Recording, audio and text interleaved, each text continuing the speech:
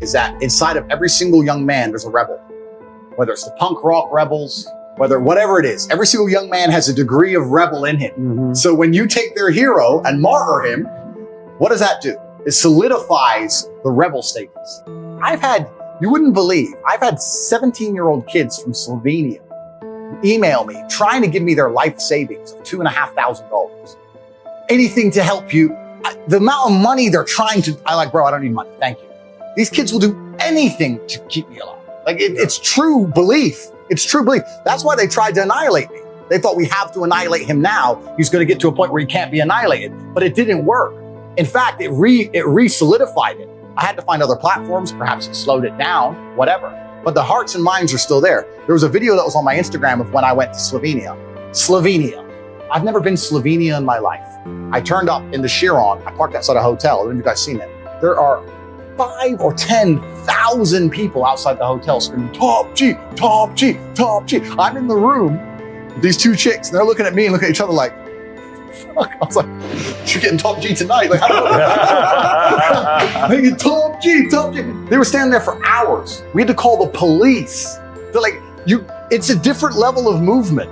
And that's what they're scared of. And I also want to say this publicly to them because I believe they are watching. I'm not the enemy to the systematic powers. I'm actually very intelligent. When you're saying earlier about Logan knowing his place, I'm not here to try and become king of Earth. I'm not here to get suicided. I'm not here to do any of that. But I do have a huge contingent of young men who believe in me. And I do understand that the things I'm teaching them are good for them. And by extension, it will be good for society. I'm not trying to take over the world, right? I'm not trying to do that because I don't want to end up in a position where I'm against the people who run the world. I'm not stupid. But their attack has failed. So now they have to sit and if they have a brain, analyze what they're going to do next. Saint status is coming one way or another. I truly and utterly believe that. I'm already having conversations with very important people. And Rumble were the first people who stood up to me and said, you know what? We've got your back 100%, including financially. And they offered me a huge financial incentive. And I said, you know what? Don't worry about that. You keep the stocks. Don't worry about it. Because I don't need money. And when you don't need money, it also puts you in a very, very powerful position. It's very rare you find a man who has that much influence who doesn't want money. I don't want money. I believe in what you're saying. Let's do it. I believe in this. Let's do it. I don't need money. I believe it. I really believe, and perhaps you'll disagree with me because you have more money than I do. And I was talking earlier about the redemption arc, and you mentioned earlier in my final video how I said I'm glad that this ban happened to me. And one of the reasons I was glad is because it gave me a chance to address the consciousness of the world. There were certain rumors about me which had spread like wildfire. And the unfortunate reality of the internet is if there's a rumor about you, no matter how many times you dispel it, if there's more clicks and more interest in perpetuating the rumor, that's what people are going to do. And this ban is to a degree a chance for a fresh start because it allows me to discuss all the rumors. People talked about me hitting a girl with a belt and me being a woman beater. That same woman has made 3 videos subsequently, 3, saying it was consensual, it was a long time ago, he's still a good friend of mine. But no matter how many videos she makes, right? The video of her saying this is bullshit gets 10,000 views. And the video of me being a woman beater gets millions of views. That's the nature of the internet. So you need a mass extinction event. You need something big to happen to address it. The other big thing that's against me is the fact that my house was raided by Romanian police. And people talk about me being a people trafficker. And that's a really, really interesting one. It's interesting because I actually kind of think it's a perfect storm. Some of the other things I say about accessible corruption or the fact I live in Romania, which has a bad reputation, makes people think, so he's a criminal over there and he can get away with it, etc. Let me tell you something about Romania. They have a bad reputation for a few things. And one of them is people trafficking, which is age old. That was from the 90s. It's not the case anymore, not at all. But they're very sensitive about it. The number one crime you'll get in trouble for in Romania is exactly that. It's the one thing that they're very sensitive about. It's the image of their country. They're not going to allow some guy to make their whole country look bad. It's like going to Dubai and bragging about fucking being a financial criminal or something. Like, no. That makes Dubai look bad. So that's the one thing you'll get in trouble for. I wasn't doing it. What happened was, and I've explained this at length, I was swatted. Loads of people have been swatted. Someone called the police with a fictitious story, a complete false story. We were having a party at our house. There was a bunch of girls there. My brother and I got bored, decided to go to the casino. We don't gamble heavily, but we wanted to go play poker. We went to the casino. left the party unattended. There was like 20 girls there in our PA, so there's only girls in the house. This is all on CCTV. This is the reason I'm not in jail. The girl gets a phone call. It's her boyfriend in America, somewhere in Massachusetts. I saw you on Instagram story. That's Tate's house. The girl, who's from Miami, actually flew over to meet Tristan. She messaged her on Instagram. The girl said, yeah, but I didn't want to be here. I'm trying to leave, and hung up.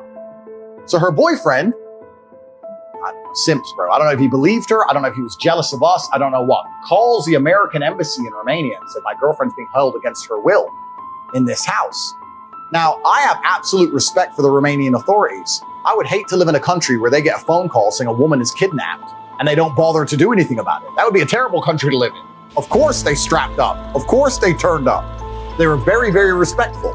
They turned up. They were all strapped, but they were very respectful. Andrew, because I'm known in the country. Andrew, Tristan, we've heard this report that it was a very cordial conversation. So look around the house, no one's here. We have CCTV in our whole house. They went to the cameras, they saw the girl on the phone, go out, get a pizza, come back, get an Uber home. They're like, well, this is bullshit. It's like, well, obviously it's bullshit. I was swatted. The guy effectively just made up a false reason and called me. Took us to the police station, do some paperwork. They came to the house initially to search the house at 5. By 8 p.m., we went to the police station, do some paperwork. By 8:45, we were released. That's it. No one talks about that. Tate's house was raided for human trafficking. He's a human trafficker. His house was raided for human trafficking. I have no charges. I'm not on bail. There's no criminal investigation. It's over. It's done. But the nature of the internet, Tate being a human trafficker gets clicks. Some girl lying doesn't get clicks. It's the nature of the internet. So I don't get a chance to dispel these things unless there was a mass banning event. And when I was talking to my team saying, look, we have to change the public image, we have to change the way, create certain things in the month before the ban, we were discussing how do we fix these rumors? And it's hard because especially when you have massive detractors, people who hate me don't want to tell the truth. They hate me. They just want to take anything they can get to attack me. Like I said, they can't attack my physicality or my success, so they have to attack whatever they can get. So there are people on the internet who repeat the same lie on repeat because that's all they want to say. So it was actually a blessing in disguise. So there's no people trafficking charges. I'm not a people trafficker. The woman's come forward saying many times I don't beat women. Like all these things are complete false narratives. And that's why the banning was a good thing, because it allows me to finally get everyone's attention and say, listen, calm down. I know I'm top G, but you can't just be a human trafficker and run around the world and get away with it. Like that's insanity. That's crazy. It's a fresh start. And although I don't believe my enemies and detractors are logical enough and intelligent enough and also non-emotional enough to accept it's a fallacy and simply stop saying it, what it does do is the Matrix has fired every bullet it has. It's the empty clip. They fired the he's a people trafficker thing. It's been proven false. They can no longer repeat it. They can't take the bullet back and reload the gun and shoot it again. So instead of having it as a nagging annoyance, instead of having it as the odd bow and arrow shot at me for the rest of human time, I'm glad they shot me with the M16 and it's done. And I survived, top G, here I am. And I can finally understand that it can't be repeated and it's finally gone away. He's talking about death. He's talking about what that's going to mean. He's talking about how I have to carry the family torch. He's talking about my responsibilities and duties. He's talking about the fact that I need to evolve and be a better version of him. He talked about these things a lot. Now, he also used to, till the day I was an adult, he still had a superior complex over me, and I respect it. My dad used to say things like, oh, you're champion now. You know, there's probably only one man left who could whoop your ass. That's who he was, right? He still believed he could beat me. You gotta love that, though. Yeah, he still believed he could beat me. That's who he was. He's like, nah, you may be champ, but there's one man left who could whoop your ass, son. And that's who he was. And I had so much respect for him. I was like, yeah, because, you know, you're right. So that's just how he was as an individual. But I think it's the opposite. He set such a high standard in certain regards that I knew I couldn't just be some normal guy. I'd feel guilt. I feel dirty if I was just some normal dude. Like I can't just be, I'm his son. You know, like in the old movies when you watch Conan, they say, Tate, the son of da-da. I was always the son of Emery Tate, even at the chess tournaments. This is the son of Tate, the son of, the son of, the son of. The expectation was there. And instead of it preventing me from creating my own identity, it was actually the opposite. It's like, okay, I have to be fantastic. And I was cerebral enough. I said to my dad, look, I can't be as good at chess as you can. I don't think I can do this. And they say, well, you could, but belief is a huge part of it. So if you don't believe you can, then what else are you going to do? Because I remember telling him I didn't want to play chess anymore. He said, that's fine, but you're not going to not play chess and fucking watch TV. You play chess for 6 hours a day, so you need to come to me with a plan for 6 hours a day, son. What are you going to do with your life? And I chose fighting because I said, listen, chess is one-on-one competition without luck, without team, no ball, no wind to blow the ball on the net. What if I fight? said, okay, I respect that. You can be a fighter. So he wasn't trying to force me to do anything, but he was a very regimented individual, and that's who he was. And I had so much respect for him, and he was my superhero. I wanted to be like my dad. And even from a very young age, even if you were to Google up my dad, Andrew Tate, and look in the chess community, they called him E.T. for Andrew Tate, but also E.T. like the alien, because he was a bit strange. But the way he played chess was so unorthodox that sometimes he had some spectacular losses, but sometimes he had some spectacular victories against some of the top players in the world. So everyone was scared of him because he played with such recklessness that he was like, it was blitzkrieg. If you get through it, you survive, you get to beat him. But when it's coming hard and the heat's on, he destroyed some grandmasters so badly that they took like a year away from tournaments, like genuine like embarrassment. That's how he played. So nobody wanted to play my father because it was a risk, right? Because he's only top 200 in the world, but he's smoking top 10. Sometimes he loses, but sometimes he'll fucking take your head off. So he was an anomaly. So whenever I went to a chess tournament, they're like, Tate's here, Tate's here. There's always the rumbles and Tate's here. Takes.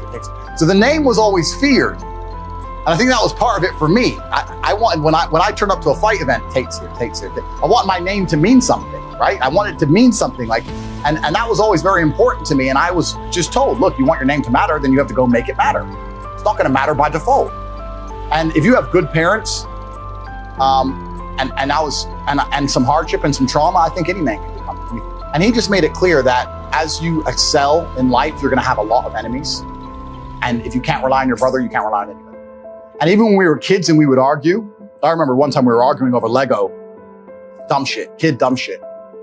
And we were in the dining room and we're arguing over Lego, and my brother ran in there and said, Andrew stole the Legos, and he said, I don't have time for this bullshit arguing over fucking Legos.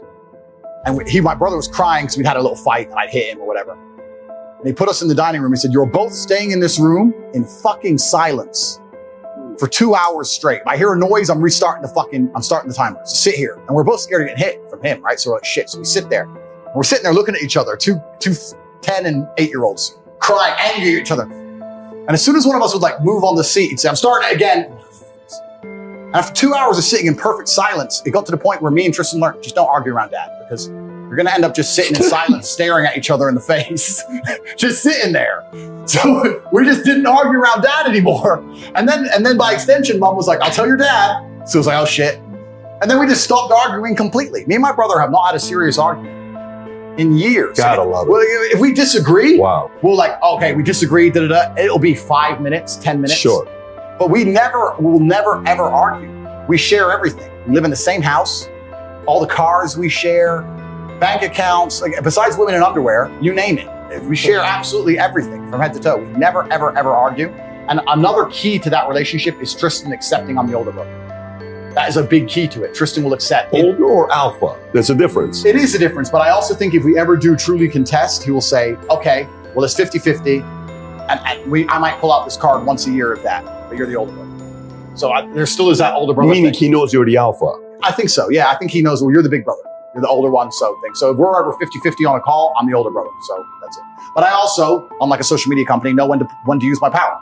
I also know when to concede, and when to say, you know what, okay, you know more about this, or you know more about that, or you care about this more than I care. I don't give a shit, whatever. But very rarely I can pull that card. But he was very, very interested in creating that relationship and making it very, very clear to us that as my father lived in a combative world where he was surrounded by enemies in his mind. Whether it's a Corolla with a license plate, whether it's people trying to kill him, whether whatever, the KGB agent at the chess tournament who threatened him in Russian. My father was fluent in Russian. He always had enemies, and he was actually attacked and very badly hurt in Budapest in 1998. He played in a chess tournament. He beat a Russian grandmaster, and then he was jumped and beaten in the subway and had to be hospitalized, and they killed him in a subway in Budapest in 1998. He believed it was a hit from the KGB, but the guy was an ex-KGB guy. I personally think you just beat an ex-KGB guy and pissed him off. Wrong place, wrong time. Eastern Europe was different in the 90s. They hurt him bad. So he lived in a very combative world. And in his world, it was, Andrew, they're gonna come for you. You're a Tate. They're gonna come for you like they came for me. And if you haven't got Tristan, you haven't got anybody. And he always taught us. Combative or paranoid? And that's the thing. You're paranoid until you're right. You can be paranoid for 20 long years, and then it goes down. So it's hard to once again say. It's also, again, like when I talk about my father, we talk about, let's say, the number plate things. What's this person following them? No. But that's his world. Your mind is your world. if in your world, we talked about believing in things that give and giving it power. If you believe you're being followed, you're effectively being followed. Like, what's the difference, right? So he was paranoid, but he was reacting to the reality he lived. And that was who he was. And he had enough unfortunate incidents involving pure violence to know that the world can get violent quickly.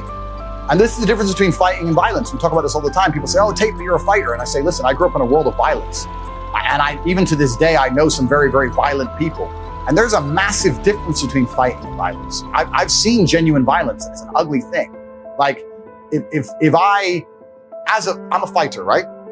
But if I had a real beef with someone, let's say they killed a member of my family, I wouldn't be trying to fight that man. I'd be aiming to be violent. An SUV on a pavement is violent. 10 dudes with a machete is violent. Like, violence is violence is when you don't allow any chance of victory for the opponent. Violence is there's no competition involved. Violence is just pure attack. And my father's been subject to that, and he survived it. But he's seen how it works, and he's just made it very clear, Andrew and Tristan, your best hope is together. You can't do it apart. You can't do it separate. And this is also, I think, a lot of our mentality, even to simple things like girlfriends. Because a lot of brothers, they get different girlfriends and they move in with their different girlfriends, and their girlfriend doesn't want them hanging around with their brother because they're too busy having fun getting girls and all this kind of shit. And to a degree, your relationship with females can attack your power dynamic of your brothers. But me and my brother never allowed that. If I sat with a girl and she said, oh, your brothers, I don't like your brother. I said, listen, you better learn. You can learn or you can leave his house. This is your house. This is our house. You can choose. You like the Tate brother. You like me, obviously romantically, but you like him. He's your best friend. Or you can leave this house. And some girls have left. That's fine. But we've always allowed nothing to get in between us. And I think even if I analyze the Paul brothers, Jake and Logan, I think if you look at their podcasts carefully, they talk about like some girlfriend, they both fuck the same girl and all this stupid shit. But like, he's your brother, bro. Fucking some girl. She's forgot about both of you. It's crazy. You gotta have that blood bond. And I think in many other cultures in the world, this is more common. Like, I grew up in Luton, which is it's England, but it's a very, very Muslim town. And all the gangsters and dangerous people, and even the most successful businessmen, all of them, when I was in college, were Muslim guys. And I was like, hey guys, what's your fucking secret? How are you doing this? You work in a chicken and chip shop, a fast food restaurant, and you're pushing a Lambo. How? He's like, well, I have 9 brothers. I was like, yeah, but what does that mean? He goes, no, because when you guys, when we used to call me white, when you white boys have 9 brothers, you all get 9 girlfriends and go pay 9 different rents. When I have 9 brothers, that means 9 women move into the family house. They all cook and provide, and us 9 men go make money and we pool our family incomes. How can we not have a Lamborghini and own the house we're in and the house you're renting? I think that I have so much respect for it because I respect anybody who says what they mean and means what they say, and I feel like they're the only religion who do. I feel like every other religion is so wishy-washy that it doesn't mean anything anymore. I don't believe in ignoring the tenets of your own religion for acceptance or for mainstream news to like you. Then what do you have? They say what they mean what they say. And primarily they focus on family and their own. And I have to absolutely respect that. And like I said, I grew up around these huge Muslim families where all of them had pretty unremarkable jobs and they still had property portfolios and supercars. And I was just like, okay, that's the power of brotherhood. That's all it is. I only had 1 brother. I wish I had 10. Imagine there was 10 Tate brothers. Oh no, I don't think I'm ready for that. So imagine the world then. I don't think he would comment so much on what's happening to me more than he'd comment on how I'm handling it, which has also been a massive source of strength for me. Like, if he were to come back to life for a day, I don't think we'd waste much time talking about the Matrix and why they're doing it. I think he already had an innate understanding of that because of how he lived his life and how he was attacked. He already understands all of it. It would just be how I am dealing with it personally and how I'm using it to my advantage. The moves on the chessboard. And once again, when I was saying before about using your last name and the duty to it as a massive source of power, that's been a massive source of power to me my whole life and during this experience. Like, they've attacked me from every angle. They've tried to destroy me from every angle. I'm a Tate. This is gonna backfire. They pushed that pawn and I'm about to fucking wreck them. That's just who I am, right? So I think he'd be far more happy with how we've handled it as opposed to commenting on what's actually happened. And my father was very, very family oriented. The other thing he'd be very, very big about is talking about me and my brother and making sure that we have progeny and raising them correctly. He made it very clear to me for a very long time, the most important thing you can do is have children. This is the most important thing you can do. The rest of it, it's the link to the... He told us that. He said, in fact, on his own Twitter account. My father's not banned from Twitter. He stopped tweeting in 2014, maybe. Tate Terrific on Twitter. You can look him up right now. He has a few tweets on Twitter. Obviously, he's dead. The account's dormant. It's all there. Tate Terrific. And one of his tweets is, "Love is my link to the future. I have 3 kids. If I could live forever, I would deny it. The better versions of myself already walk the earth." That's what he said. He said that before he died. So he has all his tweets. And still to this day, sometimes I'll go back and read some of his tweets. And it gives me inspiration. I'll give you another one he said. I read only a few days ago because I read through his Twitter account sometimes. He said, "I allow manipulation to see where my enemy wants me to go. Then I use my mind to break the trap and punish all perpetrators." And I like that. So he'll watch the news. I used to see my dad watch the news, allow the manipulation, watch it all, turn it off and say, "Son, this is bullshit." And he'd sit there and dissect it all from head to toe. So he'd allow manipulation. He wouldn't deny it. He wouldn't say, "No, don't come at me with bullshit." He'd say, "Oh, you have a bullshit story. Come tell me your bullshit story. Come tell me." He would say, "Don't watch the news. It's all He'd say, bullshit." No, tell me. Embrace it. And then he'd watch use it, his and then- mind to break the trap and punish the perpetrator. So he was very understanding of this. And a lot of his tweets are good for these kind of things. He was saying, allow them to attempt to manipulate you. It's no problem. Another thing he says, one of the things I said earlier in this podcast was his.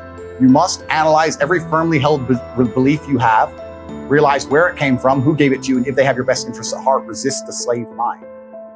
He said all this stuff, so I'll tweet it out. So yeah, he's still alive to a degree, you know. So whether he's watching or not, on one of my Instagram posts, which got deleted, there was a Povetkin, the boxer.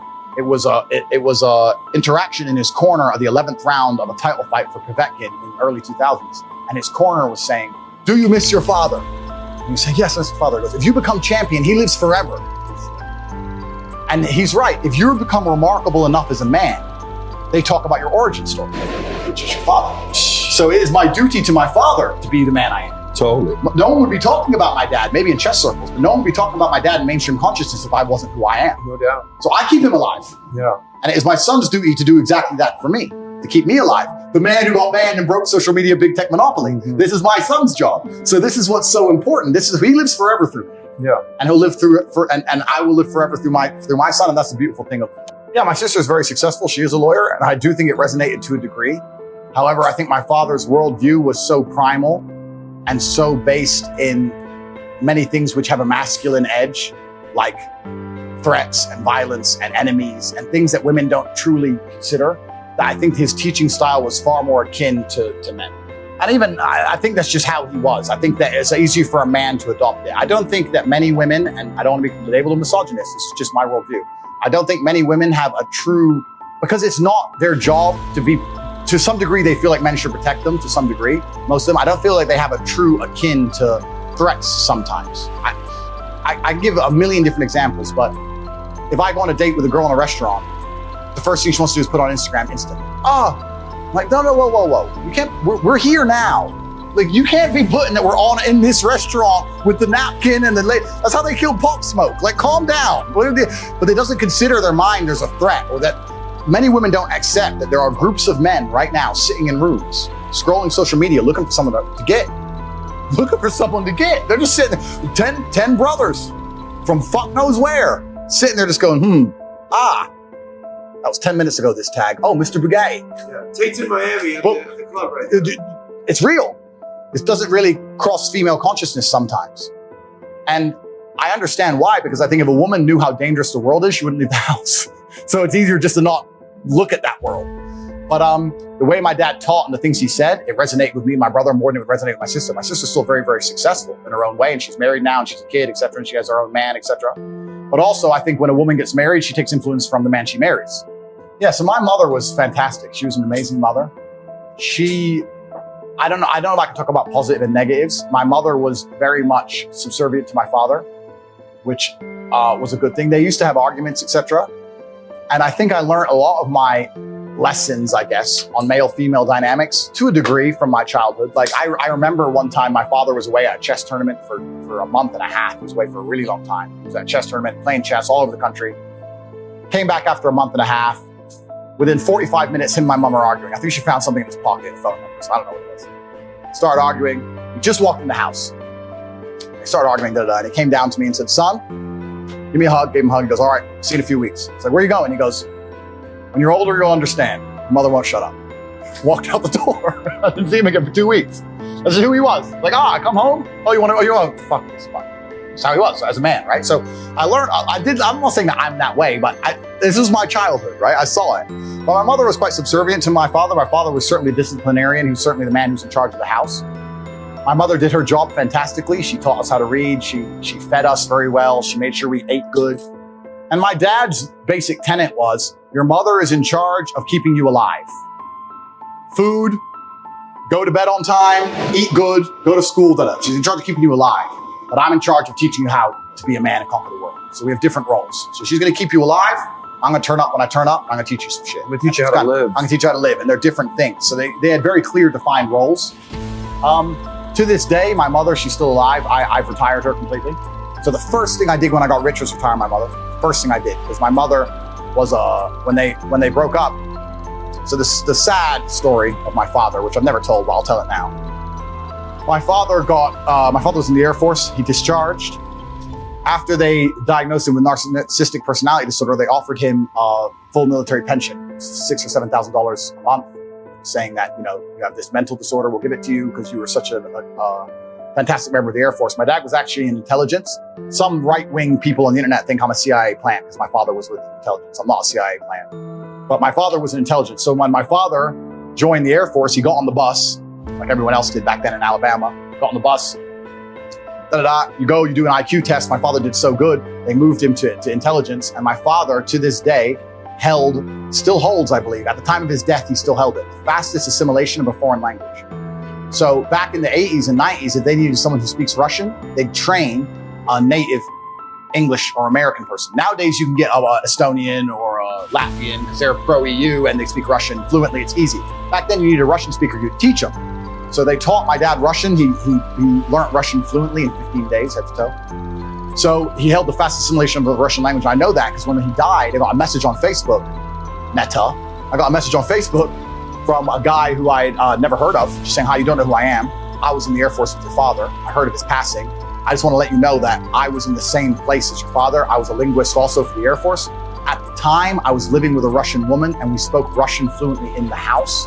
And your father and I started classes at the same time. And I can say with certainty, the way your father learned things was inhuman. It was robotic. Within 3 weeks, he was correcting me on my Russian. Like that's who he was, right? So he spoke Russian and Spanish and German. We were also in Berlin at the fall of the Berlin Wall. So he did a lot of things. So he was a linguist. So he used to listen to the bugs. If they bugged a room, he'd listen to the bug in Russian and translate it. So that's what my father did. But anyway, when they discharged him, they said he had narcissistic personality disorder. And the reason he said he had that is because he refused to listen to one of his commanders. I don't know the exact story, so I don't want to say it on tape, but he refused to listen to one of his commanders about a recording on a tape.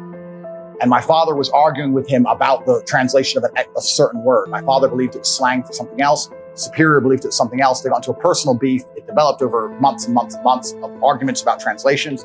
And eventually, my dad ended up being told to sweep outside for 8 hours a day. And I got to the point where my father got discharged. So when they discharged him, they diagnosed him with narcissistic personality disorder because they said he wouldn't listen. And they offered him this military pension and he refused it. He said, my sanity is not for sale. And I know that line because my mother used to scream it all the time when we were broke in the house. You could have had money, Emery. My sanity's not for sale. Because we went broke. Because now we went broke. Now we went broke, right? So I remember them arguing, Emery, we could have had money, now we're broke. So because he became a professional chess player, he couldn't pay the bills, and we were living in Indiana and South Chicago. We were in the ghetto with no money. So I remember him saying that all the time.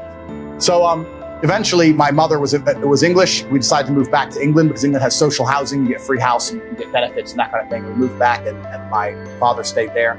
So I didn't see my father very much from the time I moved. But my mother was always in charge of keeping me alive, and he was just in charge of giving me the lessons and stuff. So yeah, it was an interesting life, but he was a super principled man. He turned down money. What was actually interesting towards the end of his life, about 3 or 4 years before he died. No, it must have been way before that because I didn't have money yet. Maybe 10 years before he died, he called me and said, I've been principled for so long and the way the world's turning and what American government's doing. And maybe I should have just signed. Or do you think I should have just signed? He didn't say maybe. He said, do you think I should have just signed? I said, no, Dad, no. You get to live with a pure heart. You shouldn't have just signed. Your mother's saying, I should just sign it now and because I get back pay. Sign what exactly? Sign the narcissistic personality disorder, sell his sanity and get back pay. which at the time would be like $500,000. It's all your fault. You're wrong about everything. You're a psycho. Your sanity is for sale. You sell your sanity for $5,000 a month. Your disability is for Your sale. disability, yeah. So he found out that he could get back pay if he signed it. So he had a long conversation with me, and I said, look, Dad, I think you did the right thing. I'm so proud of you. And we talked back and forth. And he said, you know what? Your mother, this is the time we didn't have money. Your mother is a dinner lady. My mother was a dinner lady at this point. After we moved to England, we had some things, but she was a dinner lady. She got like $400 a month for cleaning plates. She had arthritis. She was starting to get bad knee from standing up all day. Because, you know, I'm not even with her anymore. She caused me so many headaches, but I can't let her just wash dishes, son. I might just sign it. I was like, well, Dad, the choice is yours. My dad agreed. He goes, look, I'm running out of time anyway. I'm running out of life. I taught you boys a lesson. You know what? He went to sign it. He went to the military to try and sign it for the back pay. They declined it. He said, you're not crazy anymore. No, wouldn't give him money. Funny that. So let's talk about, that's another story.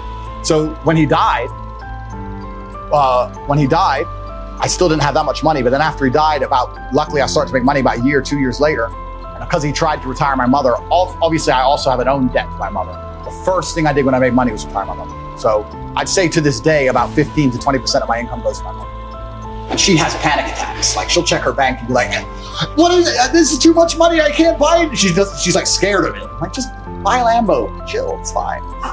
I made a joke saying that when I travel quickly, I like to travel with just men. If I'm going to a place for a week, I'll take women, fine. But if I have to hit, let's say 4 countries in 2 days on the jet, I like to only take men.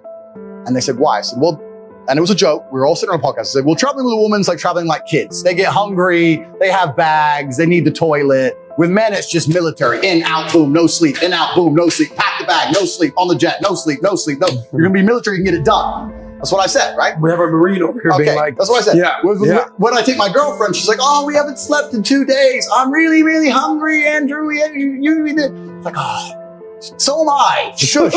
Like, it's just different. So, and that gets taken out of context and they don't accept it as a joke. It's a joke. To a degree, it's a joke. I mean, I still mean what I say, but to a degree, it's a joke. The analogy upsets. And I think that this is kind of something that's missing from modern society. When you have a duty to your bloodline and a duty to your ancestors, that is something which you carry with yourself away from cameras and away from the eyes of the outside world. So it's been something that's been massively beneficial to me. Even when I went through hard times in my life, I understood that being a Tate prevented me from doing anything that's detrimental to myself. Even basic things. We talked about, let's say, heartbreak. If I had my heart broken when I was young, instead of chasing a girl and embarrassing myself, I could sit in my room alone and think, I'm a Tate. I can't do that. I can't. It's not how Tates act. Love you very much. Goodbye. And I missed her with all my heart, but that was the game. Just let her go fuck someone else and just be heartbroken a while and get over it. Because I felt a duty to my last name. So what he did exceptionally well was instill duty to the bloodline and duty to the ancestors. We understood who my family were, understood where we came from, knew who my grandfather was, my great-grandfather was, etc. And he always had very, very high expectations of me. And it's often interesting. People say, you know, if you have too high expectations on kids, it's bad for them, da-da-da. I can only talk from my personal experience. The fact that such high expectations were held for me were a massive benefit to me. My father was a disciplinarian. He was also in the Air Force. If I fucked up, he hit me. He never beat me. He never abused me. But there was certainly a realm in which if I fucked up, I get slapped. It only happened twice maybe, ever. But I knew it was an option. Your father's only hit you twice in my life, yeah. And I say this because I said this on Twitter when I had a Twitter account. Someone was saying that hitting kids is bad. And I said, yeah, I understand. You can't abuse kids. It's a fine line. I know it's a very nuanced, detailed argument. But in the real world, there are lines that if you cross, violence appears. If I get in your face as a man and start running my mouth, sooner or later, it becomes physical. That's the real world. So as an upbringing of a child, I think there should be lines that if they're crossed, violence appears. I don't see anything wrong with that. I was never abused in any way, but if I really fucked up, and both times now in hindsight, I fucked up massive. And I learned. And I was taught, oh shit, that's a line. And I think especially with young men, if there's never gonna be a physical line, what line is there? Especially with young, rebellious men. I don't know. But maybe that shaped my mindset for a long time because I always understood there are lines that if you cross, things become physical. And I've always kept that in mind for how I conduct myself. I say this all the time. Once again, I say this in YouTube videos. I don't argue with people. If I get in a disagreement on the street, I don't argue. I don't, hey bro, you parked, That's not who I am. I'm like, okay bro, leave it. I I leave it to the last second until I feel like there's no other choice, and then it's pure violence. Because I don't see the point in arguing. That's feminine to me, a verbal argument. Like, I try my very best to de-escalate, because you never know who you're fucking with. You never know if they want to go to jail. But there's a line, and it gets to that line where that's the only possible repercussion. That's all that can happen. And I try very hard to stay away from that line, but I've always been very aware that line is there. And that served me very, very well in my life. The morgue and the prison, both of them are full of egos. And because I know I can handle myself, I'm the number one guy to talk down a fight. But once I realized that talking ain't gonna work, I'm the complete opposite. And I think that was taught by my father. Wow. That's how I was taught. If anyone listens to my content, I champion masculine, strong men who protect women. That's what I champion. I say all the time, people trying to say I'm negative and my mindsets are negative. If you call a police officer in the heat of battle, you want men brave like me. If you call a fireman, you want him to charge into a burning building. You want men with the tenets I teach. We are protectors of society. We're absolutely not the predators of society. It are the people who are my detractors, the ones I talked about, who are objectively unattractive and objectively unsuccessful. They are the predators, not successful men. I have no need to kidnap anybody. In fact, I beg them to leave my house. I'm not trying to beg them to stay. I'm like, listen, the party's up, young lady. Please go home. So it's absolute insanity, and I'm glad I can finally clear the air on that one. So this is all coming. We're just waiting for public sentiment to shift, and it is shifting in real time. I have my own team monitoring social media comments in real time. At the height of the shitstorm, at the true height of the shitstorm, it was 50-50. It's currently 80-20. It's only going one way. They can't. The problem with the social media companies in the Matrix, they fired all their bullets. They can't start printing again that I'm a misogynist. They can't get the Daily Mail to do a new story on how I'm dangerous. They've done it all. They've run out of ammo, and I'm still alive. They've emptied the clip, and it hurt me, but I got up. And now they're like, click, click, shit. What else are they gonna do? What are they gonna do? What are they gonna say about me now?